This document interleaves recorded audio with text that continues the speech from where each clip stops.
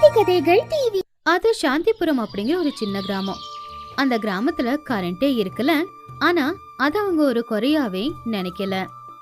சூரியன் அஸ்தமனம் ஆனதுக்கு அப்புறமா இருட்டுல முழுகி போற சாந்திபுரம் வீட்டுல விளக்கு வச்சு அவங்க வாழ்க்கைய வாழ்ந்துகிட்டு இருந்தாங்களே ஒழிய கரண்ட் வேணும் அப்படின்னு எப்பவுமே அவங்க நினைச்சதே இல்ல. அந்த ஊர்ல இருக்கிற எல்லாருமே அவங்கவங்க வேலைகளை செஞ்சுக்கிட்டு ஒருத்தங்களுக்கு இன்னொருத்தங்க உதவி செஞ்சுக்கிட்டு வாழ்ந்துகிட்டு இருந்தாங்க.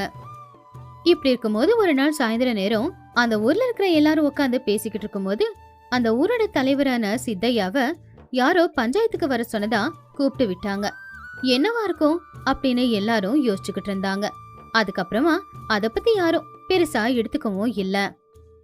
ஒரு நாள் அந்த ஊர்ல இருக்கிற பொம்பளைங்க எல்லாரும் அவங்கவுங்க வீட்டுல சமைச்சு அவங்கவுங்களே எதுக்கு சாப்பிடணும், எல்லாரும் பகிர்ந்து சாப்பிடலாம், பேசாம வீட்டு வாசல்ல ஒரு பாய்